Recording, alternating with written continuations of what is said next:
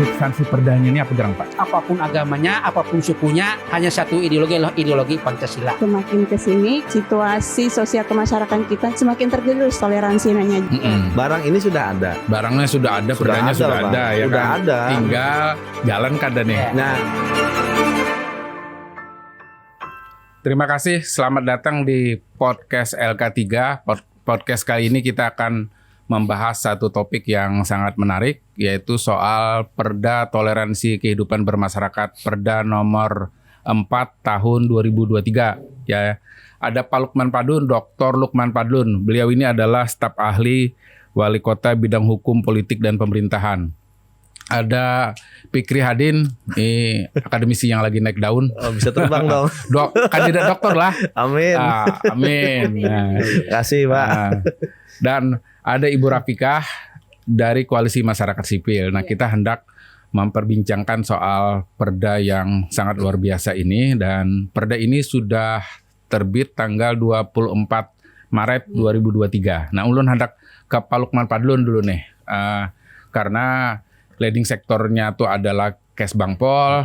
Nah, substansi perdanya ini apa gerang Pak?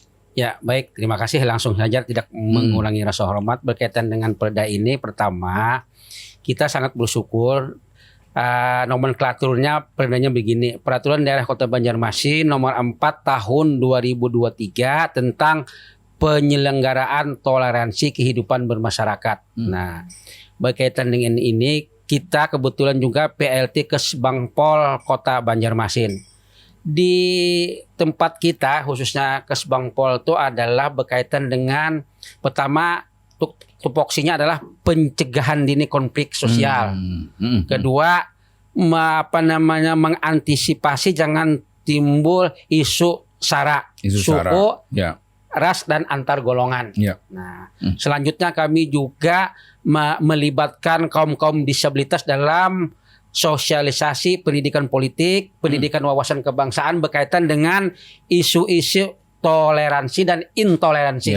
Itu yang kita kedepankan. Nah, berkaitan dengan isi perda ini adalah, pertama, kami sangat suka dan berbahagia sekali atas dukungan dari kemarin apa? LK3 yang menginisiasi. Sumbernya dari situ dulu waktu saya jadi Kabak Hukum ini bukan sekali jadi. Prosesnya yang cukup panjang. Pergulatan pemikiran dengan dewan, dengan masyarakat, bahkan sosialisasi dalam bentuk naskah akademik, fokus grup diskusi, berbagai sosialisasi dan lain sebagainya. Nah, selanjutnya ada 4 tanggung jawab pemerintahan. Saya ulangi lagi ya, dalam perda ini disebutkan tanggung jawab itu pasal 8. Tanggung jawab pemerintah daerah dalam penyelenggaraan toleransi kehidupan bermasyarakat dalam konteks lokal, memelihara toleransi. Nah, kita melakukan sosialisasi dengan masyarakat yang akademisi. Kami besok di Unlam berkaitan dengan pendirian rumah ibadah. Nah, itu kita coba untuk mengangkat isu-isu toleransi dan intoleransi. Ada keterkaitan dengan perda ini juga? Ada langsung keterkaitan langsung. Makanya kita ada program.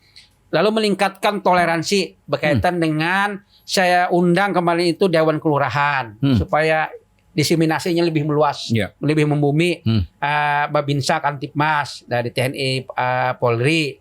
Selanjutnya RT bersoalan dengan pendirian rumah ibadah. Ini berkaitan dengan toleransi terhadap agama-agama lain. Kita di Kota Banjarmasin ini ada, seperti di pusat di Indonesia, 6 agama, 1 aliran kepercayaan. Sehingga kita no problem. Apapun agamanya, apapun sukunya, hanya satu ideologi adalah ideologi Pancasila. Nah, itu yang kita coba bangun terhadap kesadaran masyarakat kita. Juga kita memberikan contoh perihal toleransi berkaitan dengan bela negara. Itu kita mendirikan Kampung Merah Putih. Adalah sebuah inovasi di Kota Banjarmasin. Kampung Merah Putih itu artinya adalah semacam komunitas di suatu areal, khususnya Kepulauan Sungai Andai, itu di Jalan Cengkeh. Sebuah kawasan itu apapun sukunya, apapun agamanya, benderanya satu merah putih. Nah, itu kita coba bangun kesadaran berbangsa dan bernegara berkaitan dengan toleransi. Nah, kita terus-menerus ini supervisi dan sosialisasi. Lalu pencegahan konflik tugas kita. Jadi kita punya kegiatan namanya Forum Kewaspadaan Dini. Jadi kita bisa mendeteksi dini terhadap isu-isu konflik berkaitan dengan apakah toleransi, apakah berkaitan dengan suku, ras, dan agama lain sebagainya. Lalu penanganan konflik paskanya itu yang kita coba bangun untuk membangun sinergitas TNI Polri, tokoh-tokoh sipil dan akademisi serta masyarakat lainnya. Itu yang jadi penajaman terhadap perda ini. Substansi dari perda inilah. Ya, jadi ini satu perda yang sangat penting lah. Nah, lu hendak udah Ibu Rapikah dulu nih. Bagi kawan-kawan masyarakat sipil ini urgensinya apa gerang ini? Iya, terima kasih sudah diundang di podcast ini. Ini kesempatan buat kita untuk berbincang soal ini karena ini kalau tidak kita bincangkan akan menjadi akan mengendap nanti sewaktu-waktu naik turun. Jadi kita berharap ini selalu disuarakan ya Pak Lukman ya lewat tadi tugas dan tanggung jawabnya Kesbangpol. Memang inisiasi ini lahir dari dorongan koalisi masyarakat sipil yang tentu saja atas kesadaran dan kegelisahan. Terutama semakin ke sini kondisi situasi sosial kemasyarakatan kita semakin tergerus ininya toleransinya. Jadi kami bersama dengan kawan-kawan dari berbagai lembaga agama, individu, akademisi juga melibatkan membuat satu usulan kepada Dewan gitu. Nah, awalnya seperti itu. Jadi ini memang lahir dari kesadaran. Tapi ini terus dikawal kan? Kita terus kawal. Jadi seperti disebutkan Pak Lukman dan Pak Lukman juga terlibat terus dari awal ya Pak, mulai dari kita FJD, sosialisasi dan audiensi ke Dewan. Alhamdulillah ini disetujui karena ini juga menjadi satu kebutuhan bersama bagaimana tadi seperti dibilang kota itu bisa nyaman dan aman kalau pemerintahnya perhatian terhadap ini. Meskipun kita tahu Banjarmasin dengan berbagai lembaga agama dan komunitas sudah bergerak di isu interfaith, tapi kalau tidak disambut oleh pemerintah yang punya wewenang untuk membuat kebijakan yang berpihak kepada kelompok-kelompok diskriminasi, itu tidak akan dilihat gitu. Karena kalau menurut Setara Institut kita tahu mereka buat survei setiap tahun untuk menentukan kota toleran setiap tahun itu di mana saja gitu, termasuk Banjarmasin. Nah, indikator yang mereka buat itu mereka melihatnya pada kebijakan-kebijakan yang dibuat oleh pemerintah. Jadi mereka tidak melihat apakah masyarakat sipil sudah buat kegiatan ini untuk saling mempertemukan antara yang berbeda. Kembali mereka indikatornya melihat kebijakan yang dibuat oleh pemerintah. Jadi kebijakan, produk kebijakannya, kemudian implementasinya bagaimana. Nah, dan ini sudah ada produk kebijakannya. Sudah ada produk kebijakannya. Kita berharap nanti ketika turun ke Perwali, berbagai program yang dirancang oleh kota, berharap mengimplementasikan ini. Nah, terutama pada soal RPJMD karena itu sebagai bukti bahwa ini menjadi perhatian dan serius untuk dianggarkan gitu. Masuk kan. Ada program-program masuk tidak program-program itu. Nah, jadi itu yang kita harapkan untuk selanjutnya kita kawal. Kemarin kan sudah masuk di perundangan. Nah, sekarang di Perda, kemudian kita kawal Perwalinya bagaimana. Kawal Perwalinya ya. Nah, ini ke Fikri lagi nih. Bujur kayak ini kewenangan Pemko atau ini karena ada soal agama dan segala macam itu kayak apa tuh? Hubungannya dengan provinsi, hubungannya dengan pusat juga kayak apa itu? Jadi kalau melihat konsideran dari peraturan daerah yang sudah diketok ini, ya tentu kalau sudah mendapat register itu pasti udah punya kewenangan kabupaten kota. Tidak akan ada yang menggugat lagi ya. Kalau menggugat gitu. Itu sah-sah saja, boleh saja. Masyarakat silakan, ini terbuka. Tetapi secara pembentukan peraturan daerah ini sudah memenuhi unsur kewenangan, memenuhi unsur tidak bertentangan dengan ketentuan lebih tinggi. Nah, di mana unsur kewenangannya? Tentu di Undang-Undang Pemda tersendiri. Jadi ini bagian dari kewenangan pemerintahan secara umum. Nah, makanya tadi salah satu lembaga pemerintahan umum dalam satuan susunan SOPD sekarang kan, Satuan Organisasi Tata Laksana, dulu SOTK, sekarang SOPD, itu adalah Kesbangpol yang dipimpin oleh Pak Lukman Fadlun sendiri. Nah, jadi leading sektornya ini jelas, terus kewenangannya jelas, dan bagi saya kebetulan dulu diajak oleh kawan-kawan koalisi masyarakat sipil untuk ikut berpartisipasi sebagai anggota salah satu peneliti, ini melihat bagaimana ini sebagai tesisnya melawan antitesis menjadi sintesa nantinya. Nah, sintesa ini agar kiranya nanti kata Bu Rapikah tadi di masyarakat begini, indeks dari kawan-kawan setara institut begini, sementara dari Pak Lukman Fadlun sebagai hari ini PLT Kepala Kesbangpol itu sudah juga melakukan program-program, tetapi di dalam masyarakat kok masih begini. Nah, dengan adanya perda ini salah satunya menjadi sintesa, sintesa untuk kiranya menurunkan hal-hal yang menjadi keraguan-keraguan, memberi peluang pada terjadinya hal-hal yang intoleran. Betul, sebagai jawaban.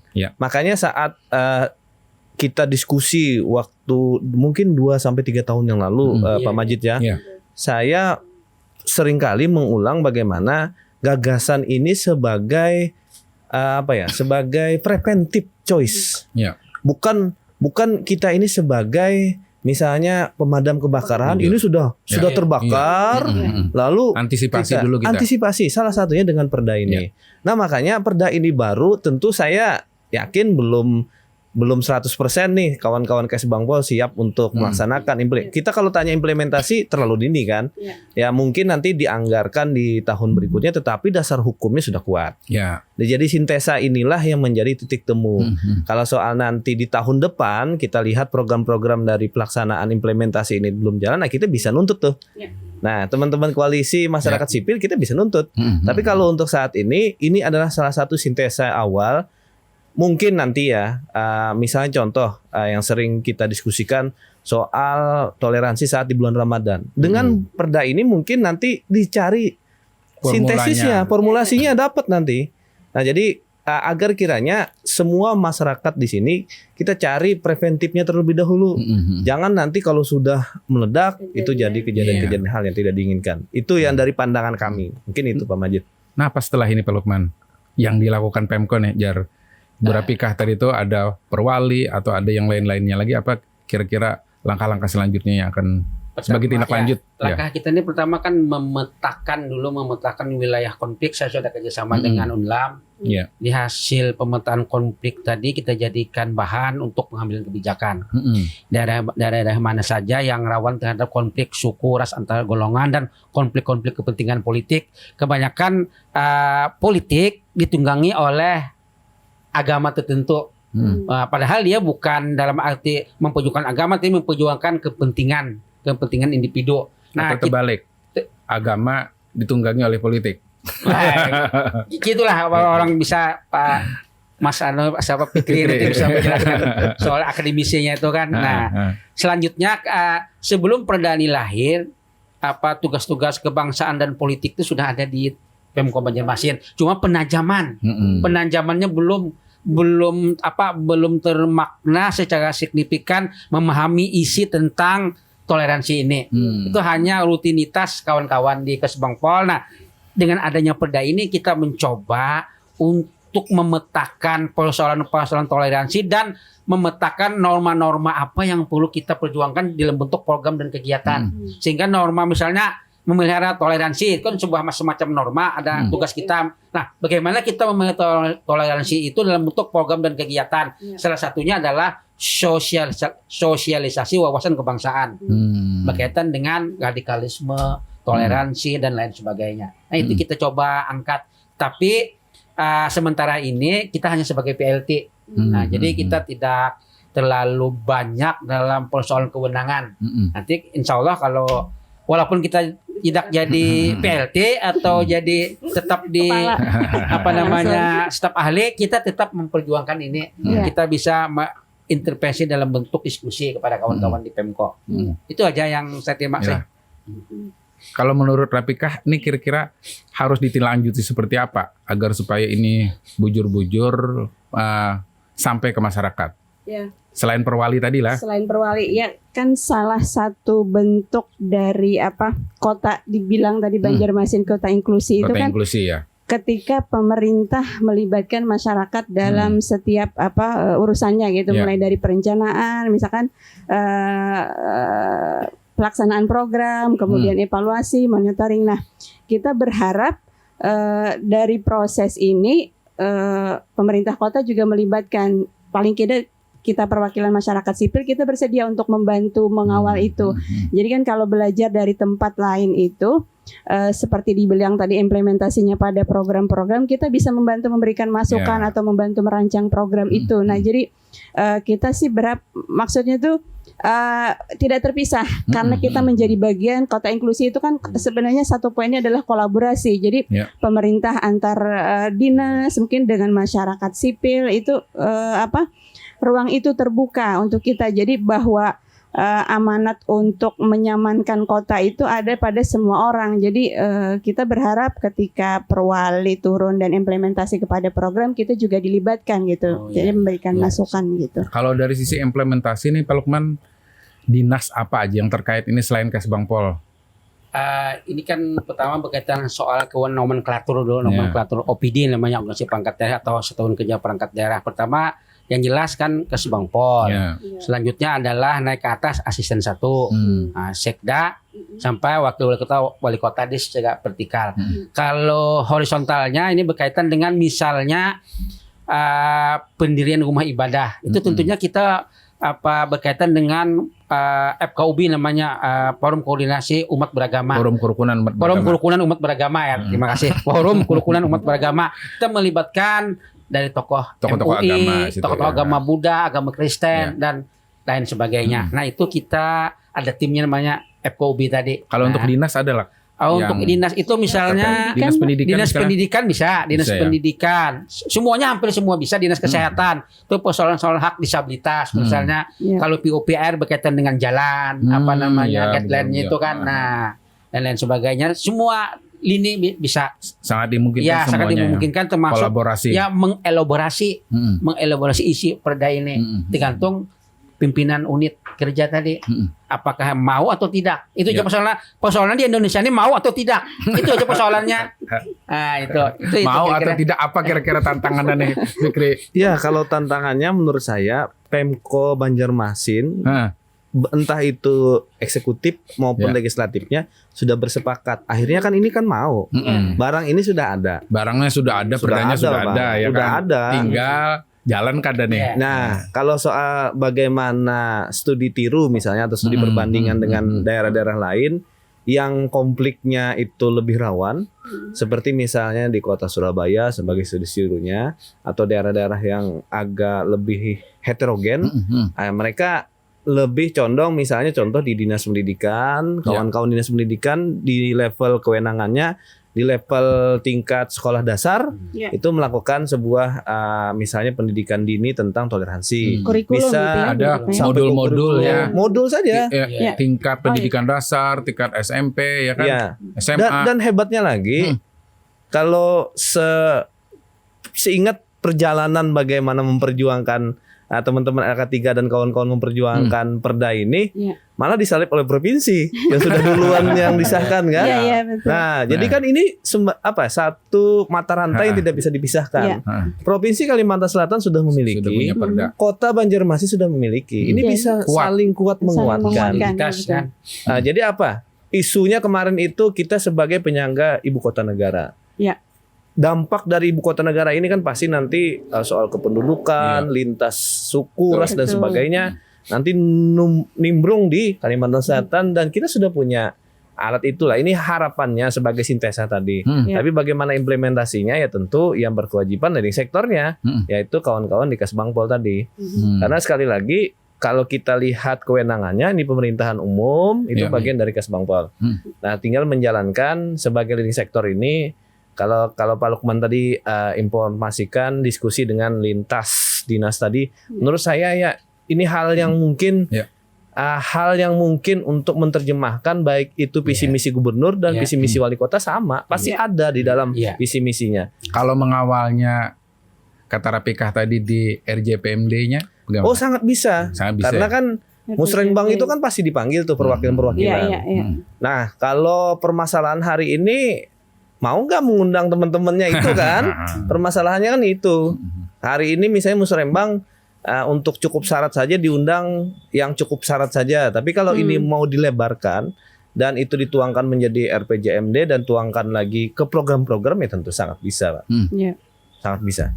Pika, apa masukan setelah ini yang harus disiapkan oleh Pemko misalnya agar supaya perda ini bisa langsung dirasakan dampaknya bagi masyarakat? Ya, Selain kalau sosialisasi Iya. ya.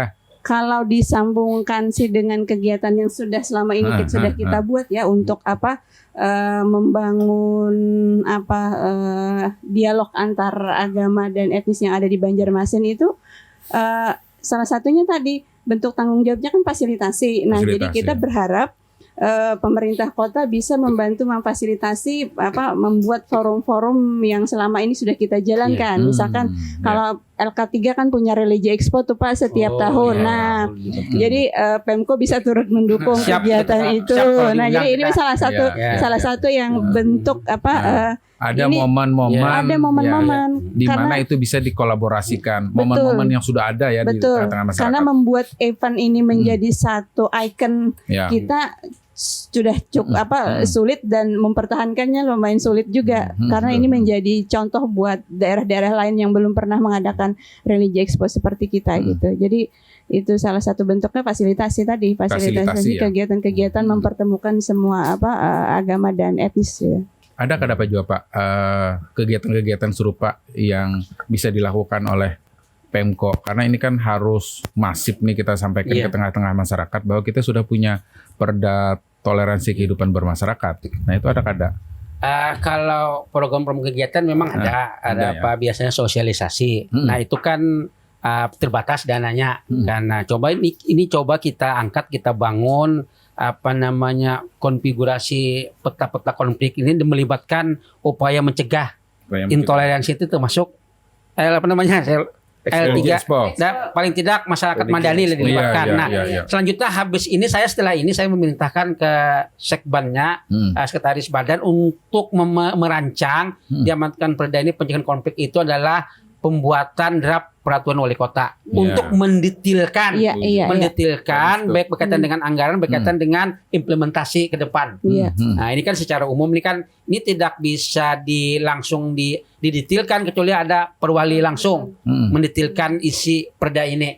Nah ini coba kita undingkan, kita angkat, bahkan nanti kita diskusi dengan kawan-kawan. Kalau bisa syukur nanti dari Penulis Majid mengundang SKPD terkait atau kita kerjasama mensosialisasikan seluruh SKPD yang ada di Kota Banjarmasin berkaitan dengan isi perda ini. Nah itu digambar nanti paling tidak Pak Wali Kota atau Wakil Wali Kota Sekda diundang juga memimpin rapat. Itu sebagai sebuah gambaran sikap Pemko terhadap isi perda ini. Dan itu ada kekuatan intervensi terhadap SKPD teknis untuk menganggarkan. Nah kita juga kan menganggarkan pengaruh utamaan gender berkaitan juga dengan ini. Nah, ada keterkaitannya ya. Ya, ada hubungannya. Lalu juga kita menganggarkan tentang kegiatan olahraga kaum disabilitas dan lain sebagainya. Itu saja yang kita sampaikan. Kalau ini kan kota inklusi itu kan tagline-nya lah, dengan adanya perda ini kira-kira bagian-bagian mana yang bisa didukung oleh perda ini sehingga tagline tentang kota inklusi itu semakin kuat. Kalau kalau kita secara normatif Pak Majid ya, kalau melihat norma-norma yang ada di dalam perda ini malah nanti mendukung lebih multi aspek malahan. Multi aspek itu contohnya begini. Misalnya kota Banjarmasin ini kota sadar akan HAM misalnya. Kota HAM. Iya, yang penilaian-penilaian itu dengan adanya perda ini semakin meningkat lagi. Nah, hitungan-hitungan poinnya kan tentu nanti ini saling dukung dan mendukung. Jadi irisan-irisan antara inklusi, HAM, terus toleransi ini kan sangat gender, ini kan sangat apa ya? Malahan kalau misalnya ini menjadi tagline sampai dikenal oleh orang luar negeri menjadi satu kekuatan pariwisata misalnya. Dan berdampak pada investasi juga kan? Semua Pak, semua. Saya yakin ini semua karena global ini kan sekarang sudah semakin semakin mudah untuk kita lihat.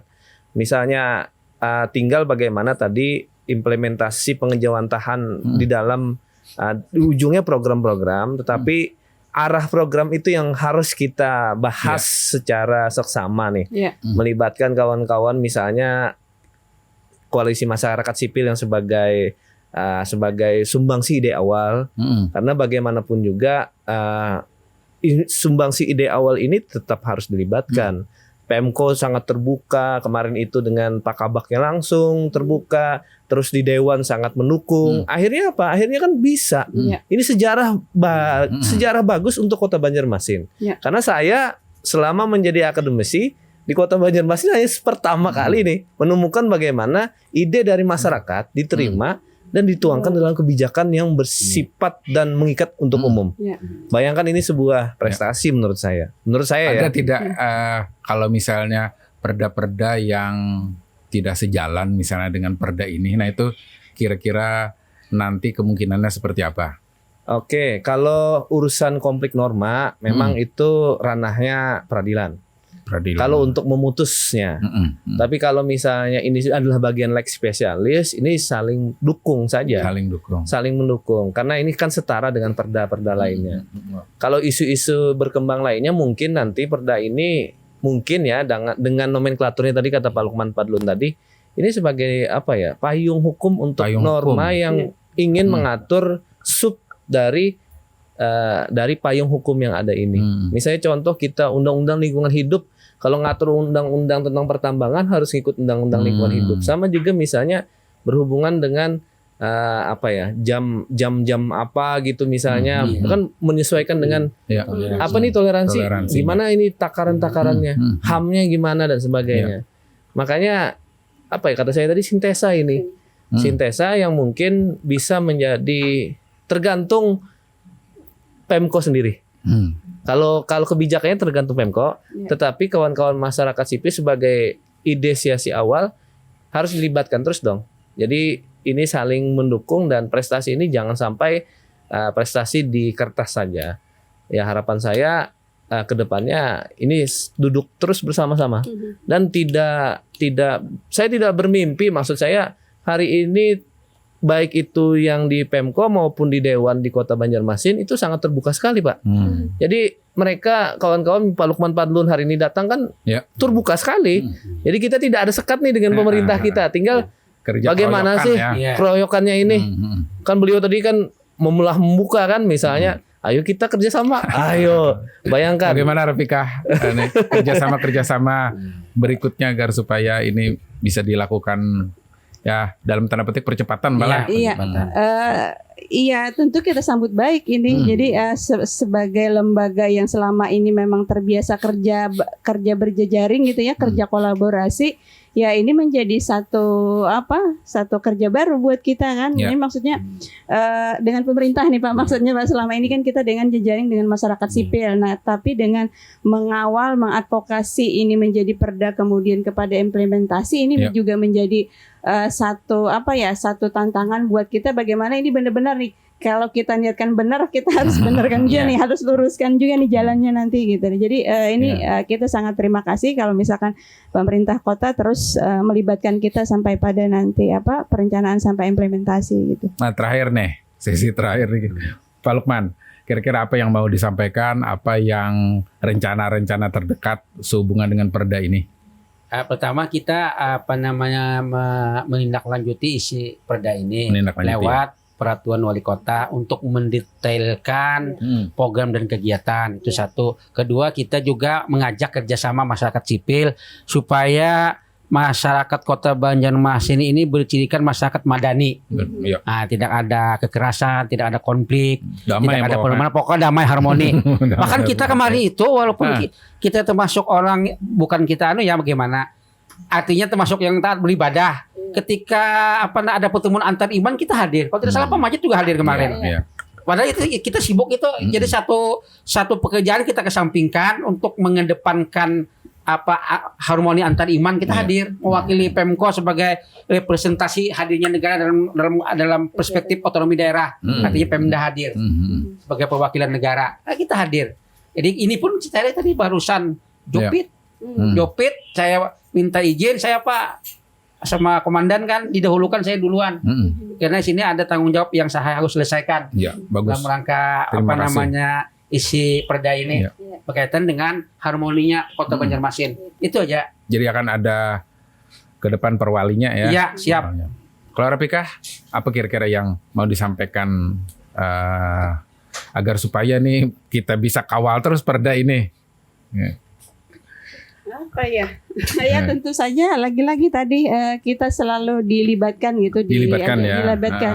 Intinya itu. Jadi sarwi aja Pak. Sarwi Kalau siap, ada ya. kegiatan-kegiatan apa sarwi aja siap. Sarwi aja. Oh. Karena ini juga menjadi mandat kita sebagai organisasi yang bergerak di isu interfaith. Kalau ini bahasanya tuh tanggung mengawalnya, Tanggung. ini juga menjadi menjadi Hanya dokumen di atas kertas saja. komen di kertas Nah, ini menjadi PR yang selalu akan teringat buat kita juga ini Pak. Iya. Fikri ada yang mau disampaikan?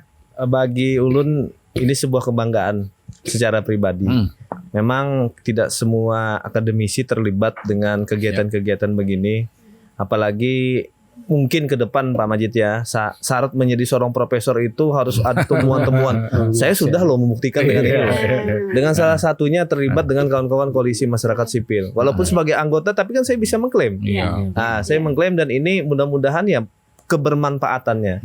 Tapi kan ini sebagai sejarah bagi saya dan kawan-kawan bagaimana perjuangan itu akhirnya finishnya sangat indah. Tetapi sekali lagi kan gerak aksinya kan tidak hanya menggolkannya saja, tapi mengawal implementasinya. Sampai Apalagi perda ini jalan. iya sampai jalan karena kan baru diresmikan Pak ya, dan nomenklaturnya sudah jelas. Tadi bagian dari kewenangan di Kesbangpol, dan hari ini PLT kepala Kesbangpolnya juga ada, kepala badan, kepala badannya juga ada. Bayangkan ini ya tentu hal yang sangat menggembirakan dan kredit poin juga untuk LK3. Ya tentulah itu Pak. Oke, terima kasih banyak Pak Lukman, Sama-sama. Fikri, Makasih, dan Pak. Rapika sudah hadir di podcastnya LK3. Mudah-mudahan karena jangan jarang kalau masih diundang lagi. Makasih. Assalamualaikum warahmatullahi wabarakatuh. Waalaikumsalam Waalaikumsalam warahmatullahi warahmatullahi wabarakatuh. wabarakatuh.